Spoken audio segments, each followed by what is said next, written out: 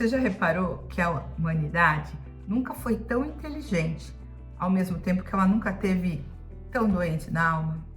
A gente tem um celular que cabe na palma da mão. Ele tem muito mais potência que os computadores que levaram o homem à lua. Tem cirurgia robótica, tem inteligência artificial, vacinas que salvam milhões. Mas a gente tem também muita ansiedade, muita tristeza, muita depressão e principalmente o vazio existencial batendo recorde. Por que será que o nosso coração, a nossa inteligência, o nosso cérebro avançou tanto, mas o nosso coração ficou para trás? Olá, meu nome é Ana Paula Gimenez e hoje nós vamos estudar o capítulo 2 do livro No Mundo Maior, essa obra-prima que foi escrita em 1947, mas que tem um conteúdo extremamente atual e fala da nossa questão mental, da nossa saúde mental. Esse livro, escrito por Chico Xavier, psicografado pelo espírito de André Luiz.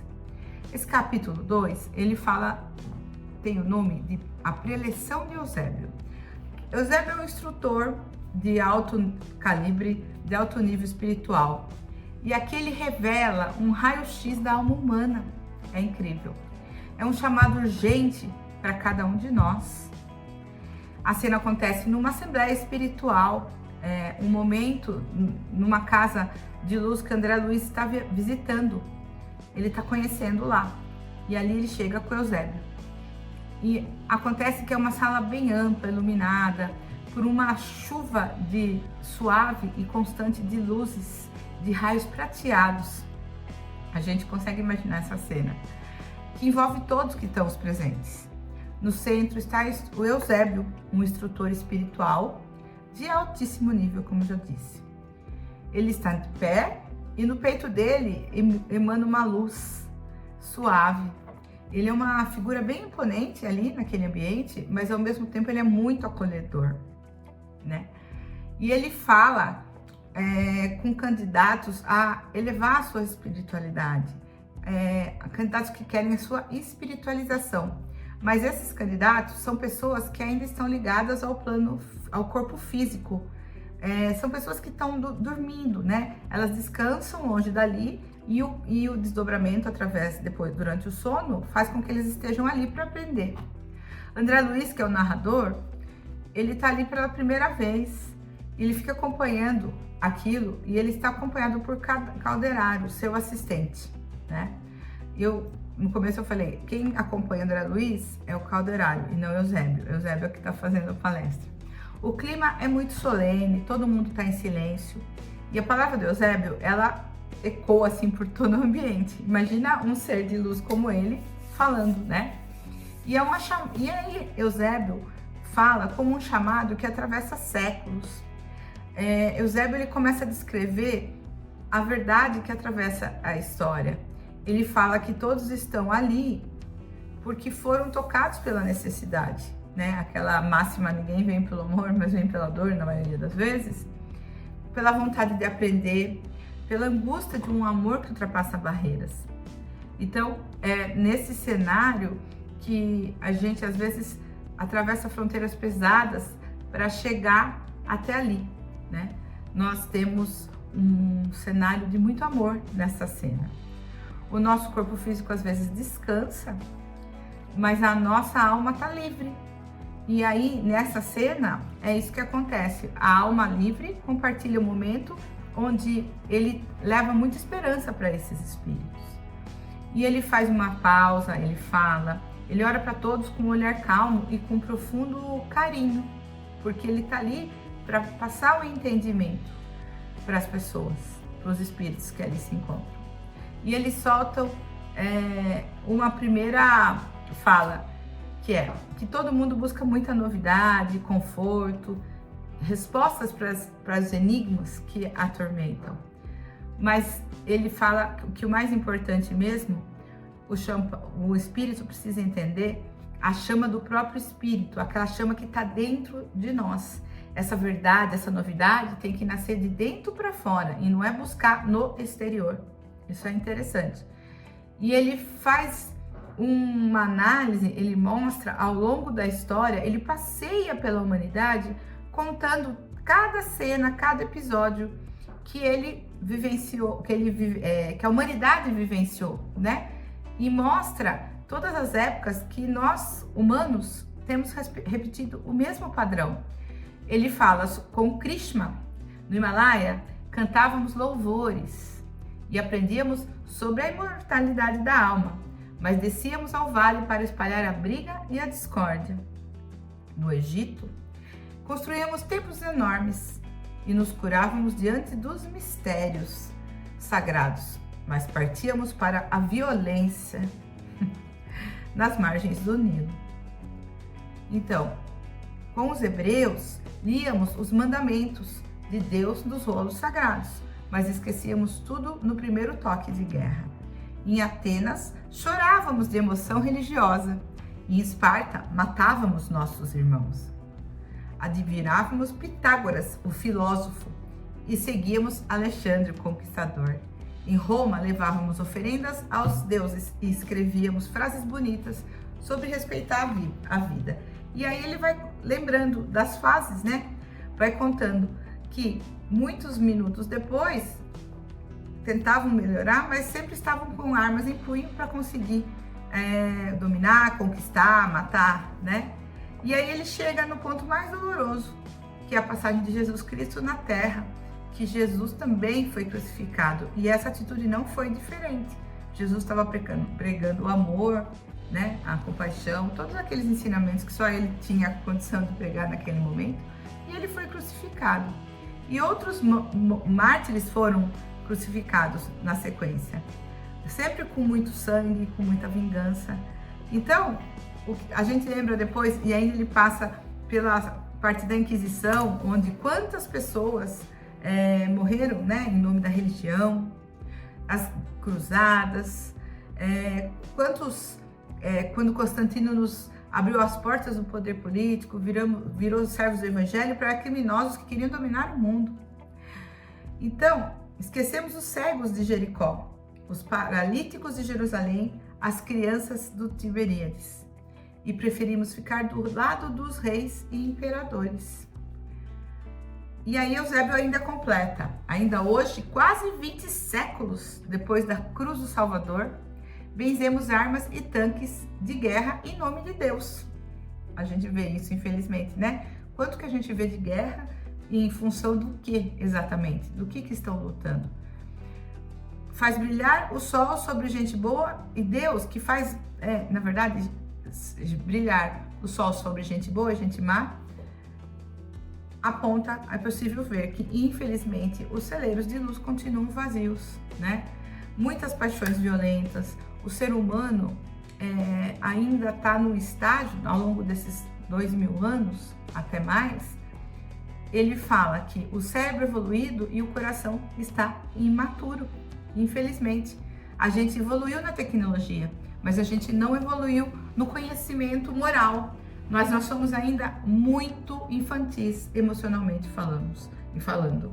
A inteligência cresceu, mas o amor ficou para trás. A gente não desenvolveu, infelizmente, o amor no mesmo nível que a nossa inteligência desenvolveu. Ser inteligente não quer dizer que a gente tem evolução moral. É para isso que ele está chamando. E aí, é nesse desencontro que a gente tem a loucura nos dias de hoje. E pensar que ele estava falando isso naquela época lá, né, gente? Quando o livro foi publicado. Não qualquer semelhança, parece que ele está falando dos nossos dias, né? E ele continua, e aí ele fala, naquele momento ele falava que a saúde humana, a saúde mental está prestes a desmoronar. E aí ele pergunta ainda, até quando vamos ser gênios do que só sabemos destruir? Sabe, gênios da destruição, gênios do mal, gênios de coisa ruim? Para que isso? Vamos usar nossa inteligência para o bem. Então, nós não somos servos fiéis de Deus, nós somos soldados da ilusão. E aí ele comenta que alimentamos egoísmo, vaidade e ambição. Tudo isso, gente, ele falava numa palestra que ele dava para espíritos que estavam ali assistindo, que estavam desligados do corpo instantaneamente, momentaneamente. E aí ele fala que fizemos resultado de nós ficamos presos aos resultados das nossas próprias escolhas. Então, é importante, naquele momento, ele chamava todos para se juntar, e ainda ele fala no começo da palestra, que muitos de vocês não vão lembrar do que eu tô falando, mas vai ficar impregnado disso. Porque o que ele queria com aquela palestra? Lembrar que nós estamos aqui para servir a causa humana, para ajudar as pessoas, que é a nossa própria causa. E aí ele fala, não contem com a luz dos outros para essa jornada. Milhões de pessoas choram na escuridão porque abusaram da ajuda dos bons. Então, não espere do outro, faça a sua parte, vamos sair, vamos nos entregar. Nós temos a chance de acender a luz a todo momento, mas faça com força, com amor, faça por você, dê o primeiro passo. E daí ele fala, quando a morte fechou seus olhos, passaram a conhecer uma noite mais longa e mais densa, cheia de angústia e de medo. Mas Eusébio não termina no desânimo, ele aponta um caminho, ele diz, não pulem os obstáculos, nem tentem contorná-lo fugindo, vençam cada um com vontade e perseverança. Cuidado para não passar a vida sem cuidado, olha que interessante, como uma mariposa que vai para a luz sem passar. Então você vai fazendo as coisas, não presta atenção e no fim a mariposa acaba na luz perdida. Não voa antes de aprender a voar, não voe antes de aprender a andar. A mensagem dessa palestra é, não adianta querer entrar em mundos felizes sem antes melhorar o nosso próprio mundo. A gente, como espírito em evolução, né? A gente tem que buscar os mundos felizes. Mas primeiro a gente precisa melhorar o nosso próprio mundo. É isso que ele está falando nesse momento. A gente não precisa buscar o extraordinário, o milagroso. Se o coração nosso ainda não aprendeu a amar, nós precisamos aprender a amar. E ele encerra chamando, vamos nos transformar em claridade que salva. Então, o que ele está falando para esses espíritos? Vamos ser luz, vamos ser úteis, vamos auxiliar. E aí, o que é o grande aprendizado? Qual que é a analogia principal dessa lição? A humanidade desenvolveu uma inteligência incrível, mas ela não desenvolveu o seu coração. Infelizmente, esse desequilíbrio é a raiz de todos esses sofrimentos que a gente vê no mundo. Esse egoísmo, essa raiva que a gente vê. E a saída não está em buscar luz nos outros, milagres ou atalhos espirituais. Está em acender a própria luz, cultivando o amor, a paciência, a humildade e a responsabilidade no dia a dia, praticando a caridade, respirando fundo quando for necessário, porque muitas vezes é. A grande sacada do capítulo é que não adianta a gente ter informação espiritual, participar de grupos, estudar, frequentar casa espírita, frequentar grupos de meditação, ou seja, não importa qual seja a sua religião, mas o nosso coração continuar pesado, parado no egoísmo. Essa é a grande lição. Nós precisamos colocar tudo isso que nós estamos aprendendo em prática. Um tiquinho por dia, não importa. Mas se a gente já começar a lembrar, vai ser um grande avanço. Porque a verdadeira evolução não se mede pelo que a gente sabe, mas pelo que a gente ama, pelo nosso amor incondicional, pela forma como a gente se comporta no dia a dia. Imagina assim, você pode colocar isso no dia a dia. Porque senão, gente, todo esse aprendizado, toda essa leitura é igual, a gente pode comparar com uma pessoa que compra livros de academia, assiste vídeos de academia, vai na academia ver tal, mas não faz exercício. Fica sentado no sofá. Essa pessoa vai ter resultado no seu corpo? Não vai. Ela pode saber todos os nomes do exercício, tudo, mas ela não vai ter seus músculos fortalecidos. Ela não vai ter nada de diferença no seu corpo. Ela só mentalmente vai saber. Então, é isso que é o grande ponto. Com a espiritualidade é a mesma coisa. A gente não basta saber. A gente sabe dos ensinamentos de Jesus, a gente pode assistir vídeos, a gente pode assistir séries, a gente pode ler. Mas a gente tem que tentar colocar um pouquinho na nossa rotina, no nosso dia a dia. Então, é preciso agir. Não basta ouvir palestra. A gente precisa mudar. Não basta admirar Jesus, é preciso segui-lo. Muitas pessoas dizem, sou cristão. Ser cristão significa agir exatamente como Jesus. Será que a gente está fazendo isso? E por que isso é importante? Porque estamos vivendo um momento de transição. Gente, o desequilíbrio está batendo a toda porta. A todo dia a gente vê gente de todos os tipos, com todos os tipos de doenças, problemas de saúde mental, que são ansiedade, depressão, conflito, guerras, tudo que se imagina está acontecendo porque existe um verdadeiro abismo entre o nosso cérebro e o nosso coração imaturo. A gente não está sabendo lidar com as emoções. A boa notícia é que a gente pode equilibrar. A gente pode acender a nossa própria luz, mas a gente precisa querer. Cada pequena escolha que a gente fizer pelo amor, renunciando ao nosso egoísmo, combatendo, tendo paciência naqueles momentos mais difíceis, é um passo para sair dessa noite escura. É muito importante que a gente tenha essa consciência. Esse capítulo traz, com essa mensagem do Eusébio, a importância de nós nos conscientizarmos que nós temos como reverter esse quadro de saúde mental que a gente vive, essa loucura do dia a dia que está deixando as pessoas perdidas. Todo mundo muito esquecido, todo mundo muito cansado, todo muito raivoso. Então, que a gente se proteja desse mundo. Não importa se o vizinho está assim, mas que a gente consiga se manter, que a gente consiga perdoar, que talvez existam pessoas que não estão aqui como a gente, tentando conhecer, tentando entender a condição que a gente tem. Porque, gente, a cura do planeta está em cada um de nós, a cura desse mundo, a evolução para um plano melhor está dentro de cada um de nós. Então é preciso querer, é preciso se esforçar, porque senão não tem outro caminho. Agora, fato é que se cada um de nós fizermos a nossa parte, eu não preciso contar o que vai acontecer. Nós vamos ter um mundo muito melhor. Então não se cobre, mas todo dia se lembre que a luz está dentro de você, quando você age com paciência, com mais amor, com mais alegria, com mais compaixão. E você entende que talvez o outro esteja passando por uma situação um pouco complexa, né? E por isso que ele está te tratando desse jeito, por isso que ele está sendo grosso. Então, nesse capítulo incrível, o capítulo 2, a preleção de Eusébio do livro Mundo Maior, eu acho que ele tem uma grande lição. É o convite para a gente acender a luz interior, a nossa grande luz. Todos nós temos uma partícula de Deus e a gente pode.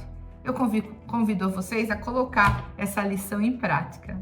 Você gostou desse vídeo? Você acha que foi legal? Que não é tão bom pegar um livro tão antigo e tão atual e colocar a sua lição em prática? Pois é. Então, se você curtiu, deixa seu like aí no vídeo e quem sabe passa para alguém também que gosta, que se interessa.